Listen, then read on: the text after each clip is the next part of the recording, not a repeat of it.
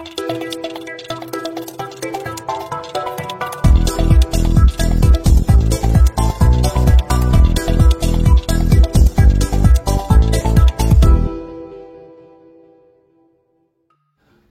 à tous amis geeks, j'espère que vous allez bien. On se retrouve pour Wild Serengeti de Don't Panic Game.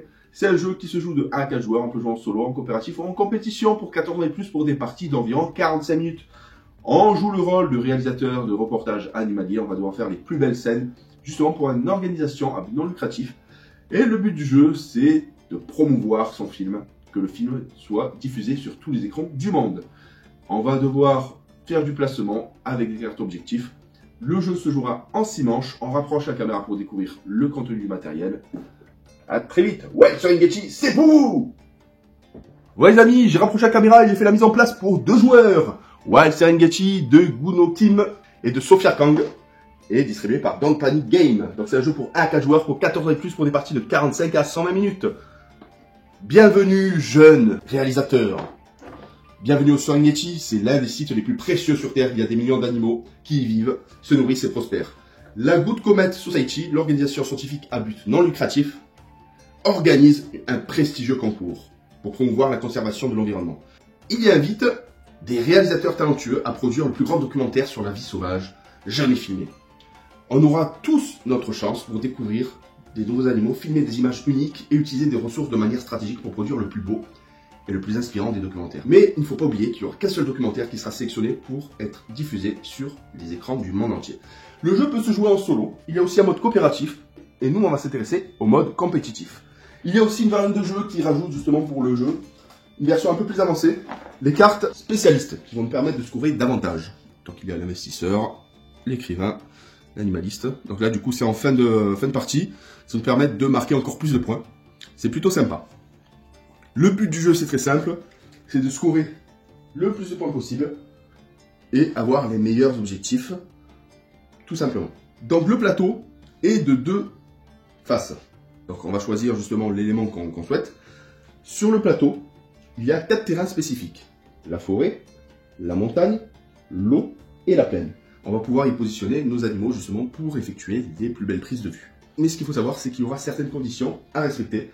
Donc des conditions en ligne droite, des conditions en scène adjacente ou en scène de terrain. Je l'expliquerai un peu plus en détail. Ensuite, nous avons quelques ressources. Donc du coup, il y a les pièces qui vont nous permettre d'effectuer des actions.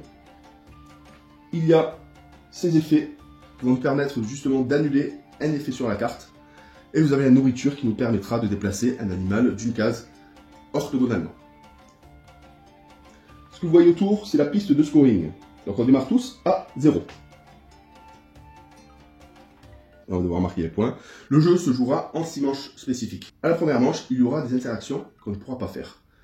Donc c'est précisé avec une croix. Il y a aussi les petits cadenas, justement, qui limitent le jeu en fonction du nombre de joueurs. Donc c'est indiqué, pour 3 joueurs, il faudra le découvrir. Et on court justement parce qu'on est à 2 joueurs. Ici, c'est la zone où il y a les animaux, où il y a les animaux carnivores, les grands mammifères, les charognards et les migrateurs, qu'on va positionner sur le terrain pour faire des prises de vue magnifiques.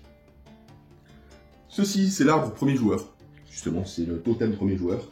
Il y a des petites aides de jeu. Ici, c'est le déplacement justement qui s'effectue en 6 manches. Comme j'ai pu expliquer, au fur et à mesure, à chaque fin de manche, du coup, on va résoudre à chaque fois la manche et avancer progressivement. Donc du coup, sur la première manche, on gagne 6 pièces d'or. Sur la deuxième manche, 6 pièces d'or. Sur la troisième manche, 6 pièces d'or. Sur la quatrième manche, ça commence à être un peu plus compliqué. Il y aura de la migration. Les animaux vont retourner en migration dans ces zones-là. Il faudra faire attention, en fonction du nombre de joueurs, le schéma est différent. Là, je vais vous montrer quelques cartes de migration. Voilà, donc du coup, hop, par exemple, en prenant celle-là, pour 1 à 3 joueurs, sur le plateau, on va lever tous les animaux qui sont sur les cases marron. Et pour 4 joueurs, on enlève et les cases marron et les cases bleues. Donc ça sera sympa. Sur la 5e manche, pareil, migration, et 6e manche, migration. Mais sur les 4 du bas, il y aura une pièce d'or en plus, donc du coup, une action supplémentaire. Les actions, tout simplement, on positionne notre caméra sur une des actions. Par exemple, la première action, c'est découvrir les prédateurs carnivores. Donc du coup, quand on le positionne ici, ça coûte une pièce. C'est un carré fermé, on ne peut pas se mettre à 2 joueurs dessus. Donc on prend un animal qu'on positionne sur les endroits pour remplir nos cartes objectifs. Ça, je vous expliquerai un peu plus en détail. Donc par exemple, je pose le lion ici. Ma première action est faite, donc du coup, je défausse une pièce. Tac, et ainsi de suite. Par contre, l'autre joueur démarre son tour, il veut récupérer un carnivore, il n'a pas la possibilité de se mettre sur une pièce, donc du coup il se met sur celle-là. La zone n'est pas fermée, on peut mettre autant de joueurs dessus. Et cette fois-ci, ça lui coûtera 2 pièces. Voici la première action. Donc ça veut dire qu'on peut découvrir les carnivores pour une pièce, ou 2 pièces s'il y a déjà un joueur positionné dessus, découvrir les grands mammifères, découvrir les charognards et herbivores migrateurs. Ça, c'est la première action possible. La deuxième action, qui ne pourra pas se jouer en manche 1, mais à partir de la manche 2, interchanger la position d'animaux, donc sur n'importe quelle partie de la map, déplacer un animal de 1 à 3 cases, prenez une carte de la réserve de la carte scène, donc à ce niveau-là, il y aura la rivière justement avec 6 cartes, et on peut renouveler aussi la rivière avec 6 nouvelles cartes. Ce qu'il y a d'intéressant à savoir, c'est que sur ces 2 cartes-là, on peut rester dessus et positionner et récupérer autant de cartes que l'on souhaite, en utilisant justement des pièces. Par contre ici, forcément, on peut récupérer qu'un animal, et au prochain tour, justement, ou la prochaine action, on va pas pouvoir camper dessus. Pour désigner le premier joueur, c'est le joueur ayant vu en dernier un documentaire animalier qui débutera cette fameuse partie. Donc, on va s'intéresser maintenant un peu plus en détail aux cartes. Pour commencer, les joueurs vont piocher 8 cartes, et on sélectionne les 4 et défausser les 4 restantes dans la zone de défausse. Ensuite, on va positionner nos 6 cartes réserves. On disposera pour la première manche de 6 pièces, et on va pouvoir effectuer donc 6 actions si c'est bien fait. Sinon, moins d'actions en se positionnant sur la case 2. Donc je vais vous montrer le fonctionnement d'un tour. Par exemple, là j'ai mes 4 cartes objectifs. Donc là c'est la première mise en scène. La mise en scène, ligne droite. Donc je vais devoir aligner orthogonalement, soit vers le haut, soit vers le bas, dans l'ordre, le zèbre, la hyène, le vautour et l'antilope. Et si j'arrive à effectuer cette action, je récupère en fin de partie 3 bananes qui vont se comptabiliser justement parce qu'il y aura des... Ça c'est les récompenses qu'on va avoir en fin de manche, et ici c'est les récompenses immédiates. Donc du coup avec les scènes adjacentes, on décompose une carte, on la positionne sur notre piste vidéo à ce niveau-là et elle est validée. On peut avoir jusqu'à 8 cartes dans notre réserve maximum, pas une de moins, pas une de plus. Si on a une en plus, on va devoir en défausser forcément pour pouvoir récupérer les cartes, faire le renouvellement, etc. Les cartes positionnées ici ne sont plus comptabilisées, elles seront comptabilisées en fin de partie. Donc les cartes donneront des bonus. Par exemple, si on arrive à aligner sur cette scène un crocodile et un guépard, mais le guépard, faut le mettre systématiquement sur la plaine. Vous avez le petit symbole. On marquera alors 4 points à notre tour. Donc, sur celle-ci, donc là c'est des scènes de terrain. On récupérera 3 bananes et immédiatement une nourriture. Ce qu'il y a d'intéressant à savoir aussi, c'est qu'en dessous, vous avez des petites explications. Ça, c'est sympa, justement, sur les animaux. Par exemple, la langue de la girafe est bleu violacé et mesure 45 à 50 cm de long. Et là, ce qu'il faut savoir, c'est que tous ces animaux, n'importe où sur la carte, on va devoir les positionner sur la forêt pour pouvoir valider cette carte. Il y a aussi les cartes like. Les cartes avec des petits cœurs. En fin de partie, ces cartes-là sont plutôt intéressantes. En fonction du nombre de likes, on va marquer des points supplémentaires. Il y a aussi les documentaires rares. Ce que vous voyez là. Hop. Le petit diamant. Ce petit diamant-là, justement, on multipliera par 2 le nombre de diamants qu'il y en a, plus 11 points bonus. Donc du coup, ces cartes rares, il n'y en a que 6, il me semble, dans le jeu. Donc on va faire un petit tour de jeu pour vous montrer. Donc le premier joueur, hop, va commencer par se positionner dessus. Il rend une pièce pour pouvoir récupérer un guépard. Et le guépard, il faut qu'il positionne systématiquement sur la plaine. Donc il va le mettre à ce niveau-là. Il déplace son pion. Donc là, la carte n'est pas finie. Il va récupérer un éléphant qui positionne systématiquement sur une forêt. N'importe où sur la carte. La troisième action, il retourne ici pour récupérer le crocodile. Et il peut le positionner sur une ligne droite en respectant la scène. Par exemple là, hop, le guépard Et sur la plaine, le crocodile, on peut le mettre orthogonalement derrière le guépard. Donc, du coup, je vais le positionner. Donc, le guépard ici, je vais mettre le crocodile à ce niveau-là. Ma première mission est réalisée. Je ramène 4 points de victoire. Hop. Et j'avance sur la piste de scoring. Donc là, du coup, j'ai fait 3 actions.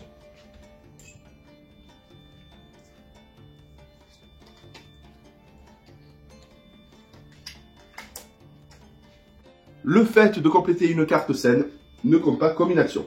Donc il y a les actions basiques comme j'ai pu expliquer, mais il y a aussi les actions gratuites. Les actions gratuites, donc du coup on peut défausser des cartes scènes incomplètes. Donc si on n'a pas envie de jouer ces cartes scènes, on récupérera une pièce par carte scène défaussée. On peut compléter aussi des cartes scènes quand les conditions sont remplies, ou on peut dépenser des jetons nourriture ou effets spéciaux. Je vous expliquerai un peu plus en détail. Donc là par exemple, les 3 actions sont faites, il me reste 3 à effectuer. Là, je regarde, donc là du coup je vais positionner, je me déplace ici. Je pose cette carte-là, ce jeton-là, et je positionne le zèbre sur la forêt. Je reviens ici, je prends celui-ci, et je positionne le rhinocéros sur la forêt. Et ma dernière action, donc là du coup je suis un peu embêté, donc le zèbre, je l'ai. Je vais prendre un vautour que je vais positionner un peu plus en avant. Donc je reviens ici et je positionne le vautour. Donc le zèbre, tac en premier. Donc le hyène, le vautour. Dans le vautour, je vais le mettre à ce niveau-là. Voilà, toutes mes actions ont été effectuées. Ou sinon, on peut arrêter quand on veut. Hein. Si on ne veut plus faire d'action pour conserver quelques pièces, on peut le faire aussi. Mes actions ont été effectuées. Et on passe au joueur suivant. Le joueur suivant va faire de même. Soit il va regarder ses cartes. Et essayer de récupérer des cartes, par exemple là. Donc une scène adjacente. Donc une carte en scène adjacente, les 8 cases autour de l'animal sont considérées comme adjacentes. Donc là par exemple, il faut qu'il y ait un lion positionné. Et aux alentours, à 8 cases du lion, des zèbres. Mais la condition est un peu plus poussée parce qu'il faut les positionner sur de la plaine. Ici, 2 lions dans une forêt. Et on récupérera justement cette icône-là. Cette icône-là, justement, ça va être intéressant pour la suite du jeu. Parce qu'arrivé à la manche 4 et à la manche 6, il y aura les fameux prix qui vont se rajouter justement pour faire remonter notre score. Donc là, du coup, j'ai oublié de le faire. Hop, en début de partie, aléatoirement, on positionne nos 2 animaux. Donc du coup, ça va être le clown à la manche 4 et le léopard à la manche 6. Le joueur majoritaire ramassera 2 points par nous, ramassera 2 points par léopard. Le second ramassera qu'un point par nous et par guépard. Mais on va pouvoir rajouter du score à ça en ayant validé les petites pattes dans notre zone de jeu. Donc là on passe au deuxième joueur comme j'ai pu expliquer. Hop là. Donc il va essayer de faire cette scène de terrain. Donc il va se positionner ici pour récupérer un lion. Il va positionner dans la forêt systématiquement. Ensuite, il va se positionner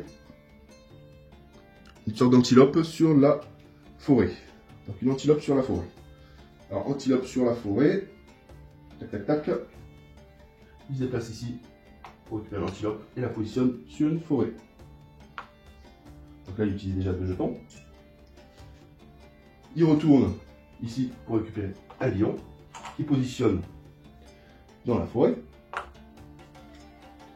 Et il a validé sa première carte qui positionne à ce niveau-là.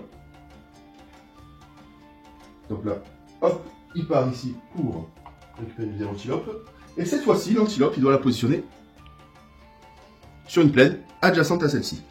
Donc il la positionne à ce niveau-là. Donc c'est adjacent dans les 8 cases autour de celle-ci. Il valide sa deuxième carte. Donc là, il marque 3 points et 3 points, donc du coup, il passe à 6. Il va utiliser. Hop. Il lui reste 2 cartes. Il peut compléter justement en prenant une carte de la réserve de scène. C'est ce qu'il va faire. Il va utiliser. Hop. Pour pouvoir récupérer les likes. Et il positionne sur cette zone-là pour récupérer la première girafe qui mettra sur la forêt.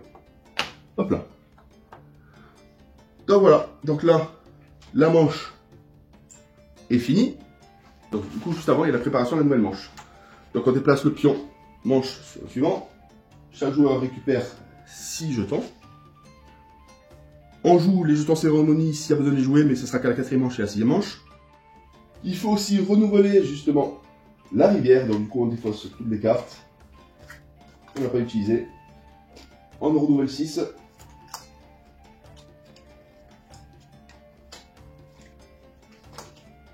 Et chaque joueur récupère 4 cartes et on sélectionne une pour la rajouter dans sa zone de réserve de jeu. Donc là, du coup, le premier joueur va récupérer l'une des cartes. Ou celle peut être sympa. On va prendre celle-là. Il défausse les autres. Et le joueur va faire de même. Il regarde les cartes qu'il y a. Et il en récupère une. Celle-là peut être pas mal. 4 points de victoire, tiens, non. Donc voilà, hop, les autres cartes sont défaussées. On passe le jeton au joueur suivant. On arrive sur la manche 2. On a redistribué 6 jetons chacun. Donc du coup, sur la deuxième manche, 2 nouvelles actions rentrent en jeu. Interchanger la position d'animaux, n'importe où sur la map, et déplacer un animal de 1 à 3 cases sur la map. Donc là, on passe à ce joueur-là, c'est lui qui va effectuer ces 6 actions. Il va regarder ainsi de suite. Donc les parties s'enchaînent. À la troisième manche, pareil. 6 jetons, et à partir de la 4e manche, on a positionné nos créatures, on va jouer la migration, et on va devoir effacer toutes les cases marron où il y a des créatures. Donc là par exemple, on a de la chance, mais bon, le jeu se complétera forcément. Et à 4 joueurs, on rajoute les cases bleues. Et à la 4e manche, on arrive aussi au premier prix. Donc là c'est le gnou galant. Le joueur majoritaire remportera 2 points par gnou et le second 1 point par gnou. Comptabilisé dans sa zone de jeu. Et les petites papates. En fin de partie, c'est lorsqu'on arrive à la 6e manche que tous les joueurs ont joué leur partie. Alors là, on va résoudre la globalité des points. C'est-à-dire, si on a des cartes like, avec des petits cœurs qu'on aura préalablement validés, donc ces cartes vont comptabiliser un maximum de points en fonction. Et ce qu'il faut savoir, c'est qu'il y a 2 actions qui ne valent pas de points. C'est l'action nourriture qui nous permet de déplacer orthogonalement un animal. Et l'action effet qui permettra forcément d'effacer l'un des états du jeu. Donc ça veut dire que par exemple, là j'ai réussi à positionner 2 vautours sur la montagne et un vautour dans la forêt. Et je suis un peu embêté parce qu'il n'y a plus de place sur la forêt. Donc du coup, je peux positionner ce jeton-là sur celui-ci. Ça efface la zone de jeu. Et on peut récupérer n'importe quel rhinocéros sur la map. Donc vous avez compris, c'est un jeu de maximisation de points, d'optimisation de placement.